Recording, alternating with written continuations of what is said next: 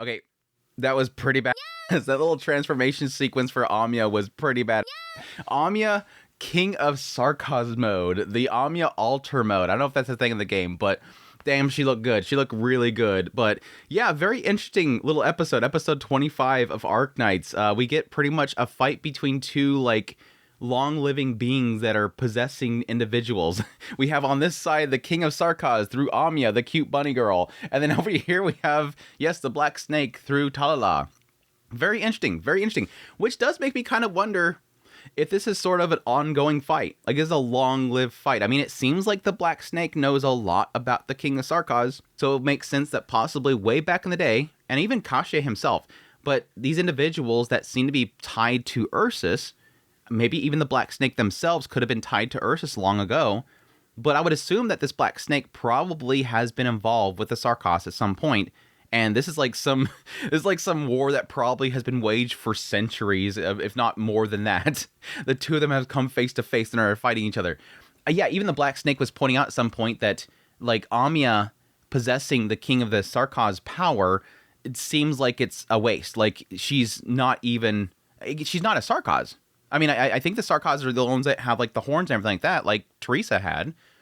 Amia's not one. Unless those bunny ears or those donkey ears are actually horns, I don't think that she's a Sarkaz. So you'd imagine that, yes, that power would be wasted upon some other race. Either way, it seems to be some sort of lineage of memories and whatnot that is being given to Amia along with the powers, and now she's finally awakening to it. The cool thing here is sort of to see the difference between, again, Tala and the Black Snake and Kashe versus Amia and the King of Sarkaz, is that they're both seemingly fueled with some sort of rage and hatred. And like with Kashe, he was basically, well, again, Black Snake. I want to keep calling the Black Snake Kashe. The Black Snake through Tala, it was awakened through hatred. She finally accepted the hatred that we see in this episode, finally accepted that hatred, and then snap. She becomes Sephiroth. She has her Sephiroth moment standing in the flames. Doot, doot, doot. Anyways, accepted the rage and then became that. That was finally the catalyst to let the Black Snake take over, and then she's still there. He now has the driver's seat. With Amia, she even has that moment where she is talking about that rage. And you hear, it seems like it's like, at first, it's the voice of, like, what I would expect is the original King of Sarkaz, and probably birthed through some sort of tragedy. He's talking about how his people are not allowed to have a home, a place to live in peace. Do the Sarkaz have no right to live? Why must they torture us, commit these sins? Are we the only ones that they should hate? Do I despise them? Like, all this hatred and rage is building up. And it has, like, other voices in there as well, which I think are probably going to be just the lineage of people that this is passed on to. Like, all these individuals that the powers themselves have been passed off to until it eventually leads to Amia. I should have checked back there. I should have checked to see if I can hear Teresa's voice. Now, granted, I'm not, like, too familiar with her voice at the moment, but I was kind of curious if in somewhere there was Teresa's voice, because again, I would assume that she was the one before Amia. But all these different voices of all these individuals, which I would assume would be the different kings of Sarkaz who had that power, and it's all rage. Like, she's talking about rage. She says rage, rage, rage, rage, rage. It feels like that rage is going to consume her, and I'm curious if the method of this sort of power transfer, or again, this possession, if it is sort of fueled by rage. And again, the Black Snake fed off of rage with Tala in order for that catalyst to happen to take over Tala. I'm wondering if that could be the same for Amia. But the difference is, Tala, she tried to fight. Let's be honest, she tried to fight that rage, but eventually that rage overcame her and she got taken over. Amia is a different individual. She's not going to let that rage take over. I mean, she could eventually, somewhere down the road, we can eventually have her completely lose it. But for now, she's so pure-hearted. she's too pure. She won't let it take over her. She doesn't let it take over her. Instead, she wields it. Instead of letting the rage take over her like Tala did, she's going to wield that rage and thus be able to stop Tala from essentially harming more people. It's a cool little concept there, and like I said, it was a cool little awakening. It was a cool little awakening, and it has more question marks around, again, the Sarkaz and all that kind of stuff. I think technically through W's backstory, we got a sense that the Sarkazes are not very treated well. And with that whole segment with W's, we see how the Sarkaz are exploited. You have all these different nations are fighting each other over power and different locations and lands and whatever. They're constantly fighting against each other. And what's in the middle? The Sarkaz are starving and they're trying to, eke a living, and the only way they can survive is to become mercenaries and be used as weapons of war. That's all they're good for. They're just being used as weapons. And like the king of Sarkaz was saying right there, we don't have a land to live in. They're pretty much like the infected. It seems like probably even before the infection even came around, the Sarkaz were being exploited and treated poorly and just not having a place to live. A lot of that kind of discrimination or whatever was hitting them before even the infected was around. It feels it. It feels it. Again, I'm very curious to see if possibly the Black Snake was involved with any of that. It seems again that the Black Snake knows a lot, but again, that could be the fact that the Black Snake has been living, for centuries, and again was always possessing another individual, and probably through somebody like Cachet or somebody would have witnessed what had happened to the Sarkaz, and again the king of Sarkaz. Very cool stuff there. Very cool stuff there. Very interesting little tidbit to throw at the end of the episode. I think it kind of overshadowed everything else in the episode, which is, yes, kind of a build up, the final little straw there to kind of see what happened to Tala, which, yeah, kind of played out how I was expecting it. It seems like we left off Tala with the loss of Alina, and then beyond that, it seems like she was losing it. She was in a bad state. Guy was like very gloomy. no crap.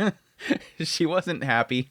And then eventually, yes, some Imperial guards showing up and wanting to fulfill a vow they made to Cachet. That, yeah, even Cachet mentioned himself that, yes, at some point she was going to be filled with the rage and that she was going to take over the role, take over the Black Snake, the curse that he kind of implanted upon her, and it would be able to live on. And it seems like before Cachet died, the Black Snake had informed somebody else, this group of the Imperial guards, to go seek out Tala and test her. See if she's worthy or she has what she possesses or what she needs to possess in order to awaken finally to take over that role. Basically checking to see if she's, are you mad yet? Are you taken over by the Black Snake yet? Are you ready to really lose everything at this point? Okay, it's time to take you and put you into that role. She was supposed to take over Ursus.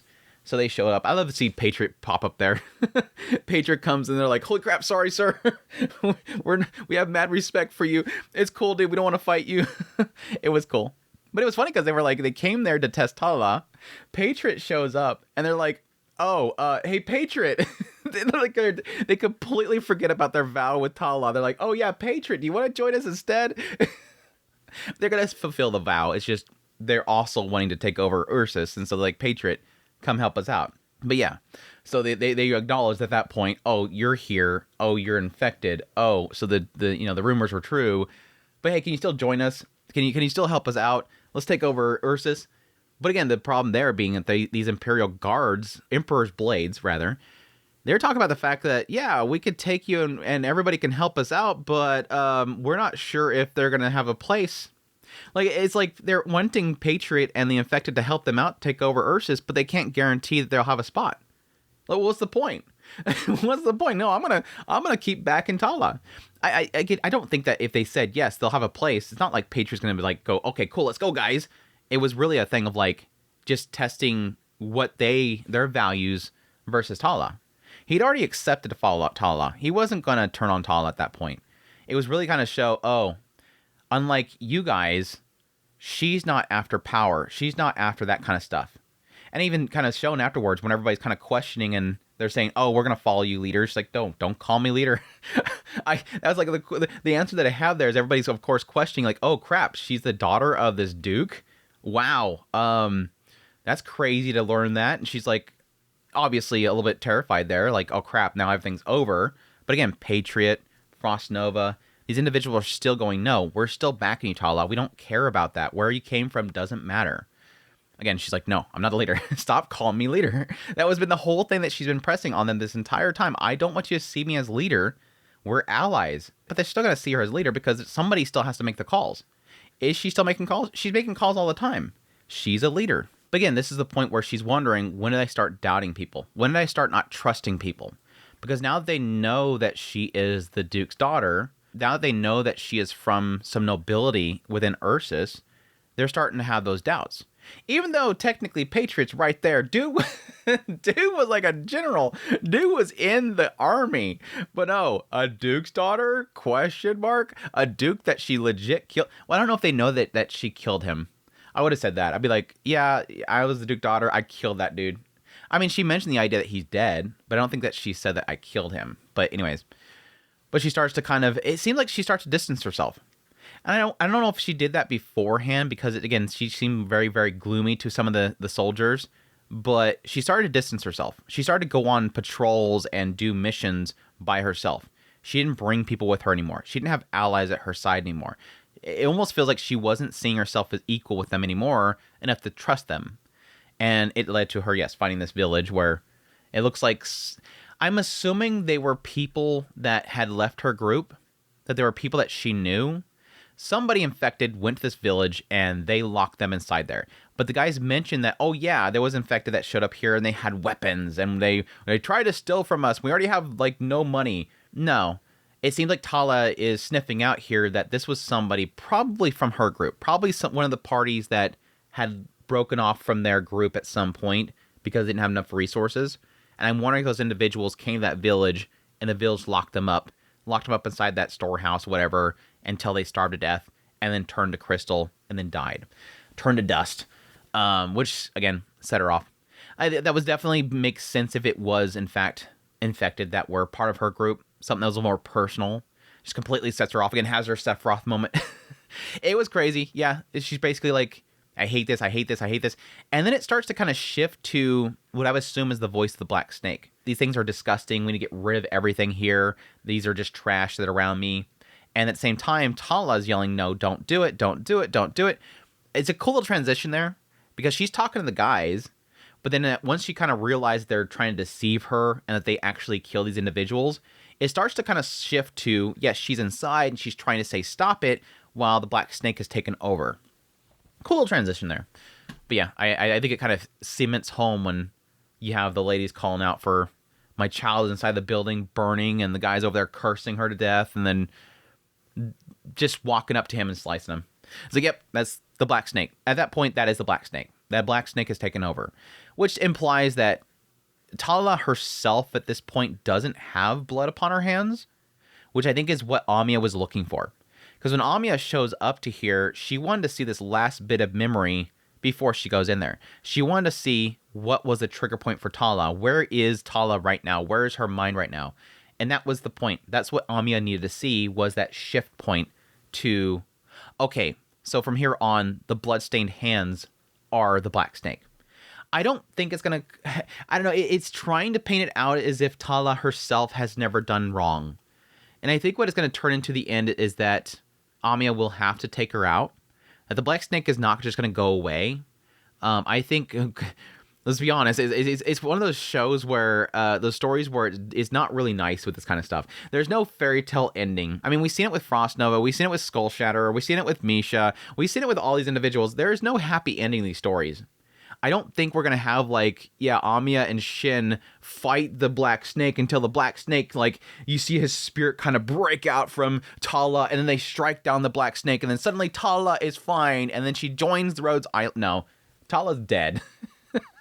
What I'm assuming will happen is they will awaken Tala, they will snap her back to control, and then she will end herself, or they will end her as Tala, rather than end her as Black Snake. I don't trust Arknights to have happy endings. There's gonna be, everybody dies. And that sucks because it makes sense because technically every crime that has been done right now is done with Tala. Nobody's gonna see that it was the Black Snake. Only Amia and Shen know it's the Black Snake. In the end, the blood's on Tala's hand, and no society or group of people is going to see it. Oh, so it was a Black Snake that took over her? Okay, come on into the town, Tala. You're a great person. It's just never going to go that way. Now, they could let her live on for the sake of, again, undoing what wrongs she done, but I don't think she's going to do that. I don't think it's going to do that. The writer's mean. The bits with Shen, interesting. I think it kind of rushed through it a bit too much because it didn't really get into what exactly, I mean, it shows her life story. I mean, from the very beginning, wanting to go with Tala, wanting to help Tala, and then it being like, oh, it's all about mistakes and undoing your mistakes.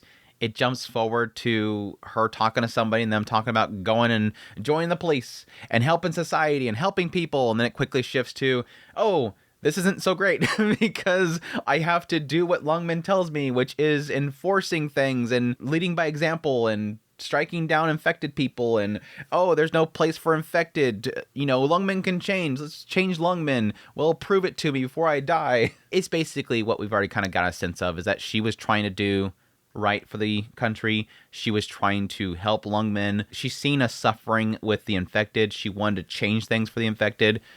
And I'm assuming that was the point which she got infected. No, I think the last season kind of implied that was the point that she became infected. Anyways, I forget. But this kind of desire to change Lungmen, but it's not happening. It's just not happening. You know, seeing Nine, you know, turning away from the whole situation too as well. It was just something that she wanted that wasn't really happening. So, anyways, yeah, the big build up to the fight there. Interesting. Again, it's seemingly implying that they want to draw out the real Tala, get rid of the Black Snake. Again, the Black Snake mentioning how Amia is sort of a failure or something. It at some point mentioned the fact that you were unworthy to kill Patriot. He turned towards the light. He put the Sarkaz's blood-soaked darkness behind him, sought new light. One built a top order, yet foolishly you continue to look to the dark. You continue to fight merely because you're tied down by those who've passed. Implying there that Tala, the Black Snake, seen that Patriot actually turned away from his past. Again, I guess he could have gotten a sense from that last meet that they had with Patriot. Because, again, up until that point, Patriot was sort of stuck with his past and constantly living by that. Again, what happened with his family, his son, Ursus, all that kind of stuff. And then right there, I guess, seeing that Patriot was going to turn away from that. And that sort of is why Amia was able to defeat him.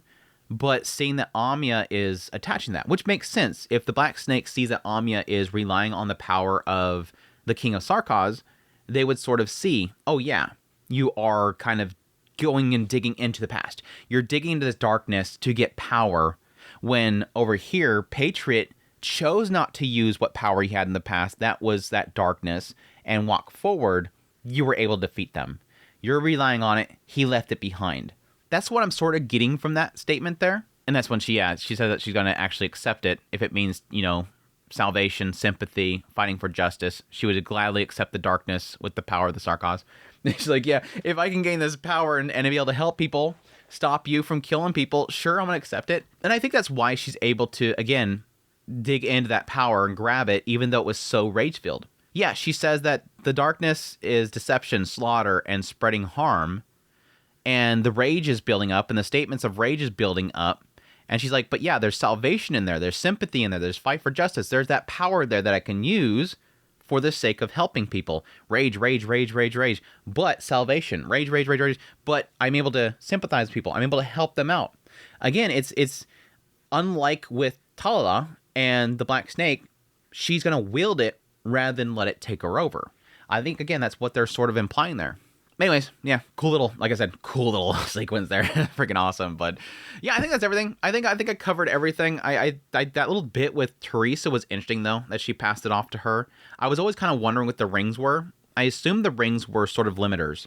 I had always assumed the rings were going to be some sort of limiter. She has to keep them on or to hold back her powers, suppress herself. I don't know. It kind of implies that they are sort of like, they could just be like a whole bunch of mana stored in them. Like they're like Arknights or something like that. That's like encompassed into a ring. And when they break, they unleash a massive amount of power. And that she used it. I could have swore that she broke one when she took out Skull Shatterer, but I think I'm misremembering there. But they're rings that were given to her by Teresa, but they weren't Teresa's rings. That was interesting because I know that Teresa had the rings. And again, she could have been, it could be some sort of ritual that she's used to as well, that she's always had those rings. And so when Amia was supposed to take over that position as the next King of Sarkaz, it sort of handed over the rings to her. She put them on, and she's now has to deal with kind of holding it back. And then one of them breaking is, you know, I'm going to release 10% of my power. That's totally what it is. Like, ching, 10% of my power has been released. This is only a 10% of my power. Is playing that whole thing there. But good episode. Good episode. I really enjoyed it. But that's my thoughts on episode 25. Hope you guys enjoyed this video. As always, if you did, hit the like button down below. Comment. Let me know about the episode. If you are a fan of the game series, I'm sorry if I get anything wrong. I'm sorry that you so badly want to tell me everything. but just let us enjoy the show. We'll enjoy it together. I hope you guys enjoy my theories and crazy talk about this game that you guys know inside and out. I appreciate you guys' support. But until next time, y'all take care.